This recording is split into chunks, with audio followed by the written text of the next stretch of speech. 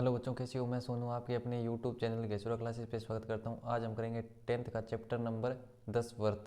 ठीक है, तो वर्त होता क्या है? आपने कक्षा 9 में पढ़ा था। वर्त एक तल के उन बिंदुओं का समूह होता है जो एक नियत बिंदु केंद्र या नियत बिंदु, यहाँ पे केंद्र ओ मान लिया, ठीक है, से अचर दूरी यानी त्रिज्या आर, त्रिज्या क्या है? आर पर होते हैं। आपने वर्त से संबंधित अवधारणाओं जैसे जीवा, वर्तखंड, त्रिज्याखंड, चाप आदि के बारे में भी पढ़ा है। एक तल में स्थित एक वर्त तथा एक रेखा की विभिन्न स्थितियों पर विचार करें। ठीक है, तो एक वर्त है ये, ठीक है, ये क्या है? क्या वर्त है? और रेखा की कौन सी है? पी क्यू, पी क्यू रेखा है। तो देखो 10.1 के अंदर देखो फर्स्ट है, इसके अंदर क्या है? रेखा पी क्यू तथा वर्त में कोई अभिनिष्ट बिंदु नहीं है, मतलब वर्त है और पी क्यू के अंदर कोई भी अभिनिष्ट बिंदु नहीं है। इस दशा में पी क्यू को वर्त के सापेक्ष अप्रतिच्छेदी रेखा कहते हैं। क्या बोलते हैं? इसके अंदर अप्रतिच्छेदी रेखा। अब सेकंड के अंदर देखो 10.1 के सेकंड के अंदर में रेखा पी क्यू और वर्त में दो अभिनिष्ट बिंदु ए और बी है। देखो अभिनिष्ट बिंदु क्या है? ए और बी है। क्या ए और बी है? इस दशा में हम रेखा पी क्यू को वर्त की छेदक रेखा क्या बोलेंगे? छेदक रेखा, छेदक रेखा कहते हैं। आकृति 10.1 के 3 में रेखा पी क्यू और वर्त में एक और केवल एक अभिनिष्ट बिंदु है। मतलब ए क्या है? अभिनिष्ट बिंदु। मतलब अभिनिष्ट बिंदु क्या है? ए है, मतलब एक ही है। तो इस दशा में रेखा वर्त की स्पर्श रेखा कहलाती है। मतलब यह रेखा कौन सी कहलाएगी? स्पर्श रेखा। अगर कोई रेखा वर्त को स्पर्श ना करे तो उसे क्या बोलेंगे? अप्रतिच्छेदी रेखा। क्या बोलेंगे? अप्रतिच्छेदी रेखा, अप्रतिच्छेदी रेखा। अगर कोई रेखा वर्त को दो अभिनिष्ट बिंदु पर, अगर किसी वर्त और रेखा के दो अभिनिष्ट बिंदु हो, किसी रेखा और वर्त के दो अभिनिष्ट बिंदु हो तो उसे क्या बोलेंगे? छेदक रेखा। देखो वर्त में दो अभिनिष्ट बिंदु ए और बी है, इस दशा में हम रेखा पी क्यू को वर्त की छेदक रेखा कहते हैं। मतलब दो अभिनिष्ट बिंदु तो उसे क्या बोलेंगे?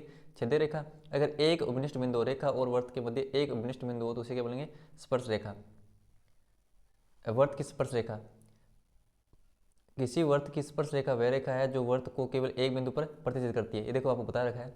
स्पर्श रेखा कौन सी होती है? जो वर्त को एक बिंदु पर प्रतिच्छेद स्पर्श करे, एक बिंदु पर प्रतिच्छेद करती है, मतलब एक बिंदु पर स्पर्श करे या प्रतिच्छेद करती है। तो वर्त के एक बिंदु पर एक और केवल एक स्पर्श रेखा होती है। मतलब कोई वर्त है, उसके एक बिंदु पर केवल एक स्पर्श रेखा होती है। ठीक है, हाँ, खींचने के लिए तो हम बहुत सी रेखा खींच सकते हैं, पर स्पर्श रेखा कितनी होती है? स्पर्श रेखा कितनी होती है? एक। वर्त के एक बिंदु पर एक और केवल एक स्पर्श रेखा होती है। अब देखो 10.1 स्टार्ट करते हैं।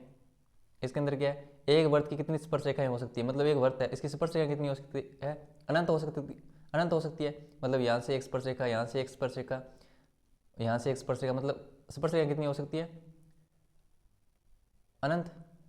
तो कितनी स्पर्श रेखाएं हो सकती है? अनंत स्पर्श रेखाएं हो सकती है, स्पर्श रेखाएं। नेक्स्ट है रिक्त स्थानों की पूर्ति कीजिए। किसी वर्त की स्पर्श रेखा उसे कितने बिंदु पर प्रतिच्छेद करती है? किसी वर्त की स्पर्श रेखा उसे कितने बिंदु पर प्रतिच्छेद करती है? तो एक बिंदु पर।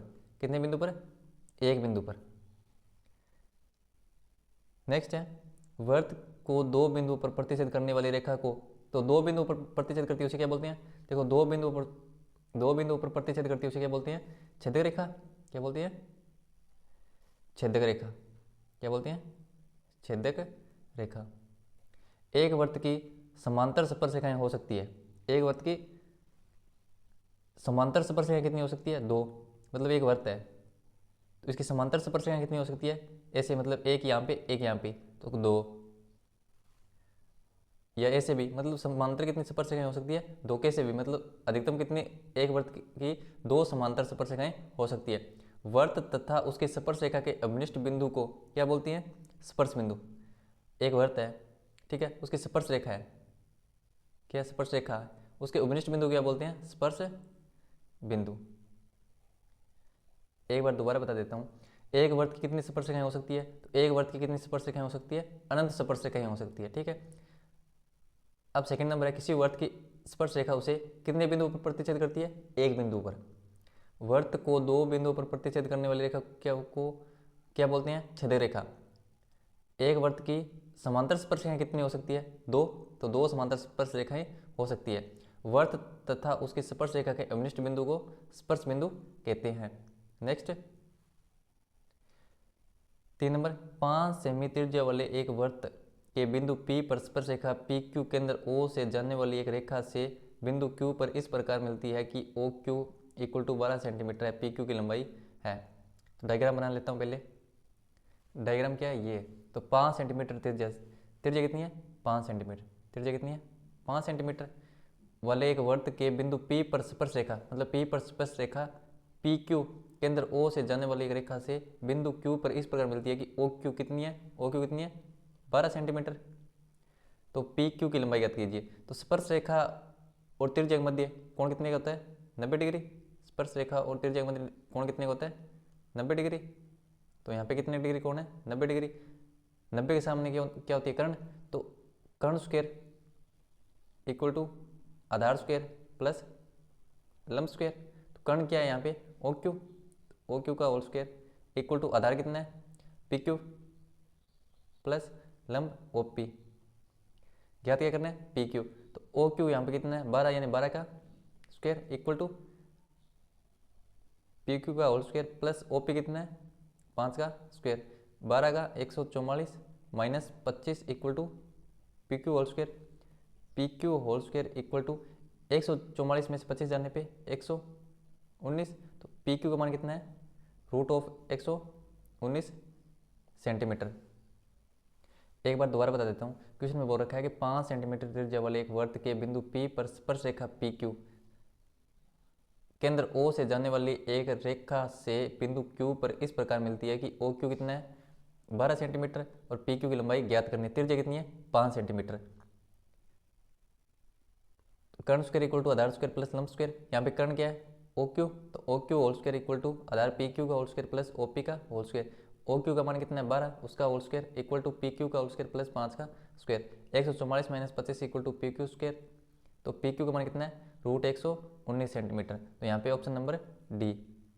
नेक्स्ट, एक वर्त खींचिए और एक दी गई रेखा के समांतर 2 ऐसी रेखाएं खींचिए कि उनमें से एक स्पर्श रेखा हो तथा दूसरी छेदक रेखा हो।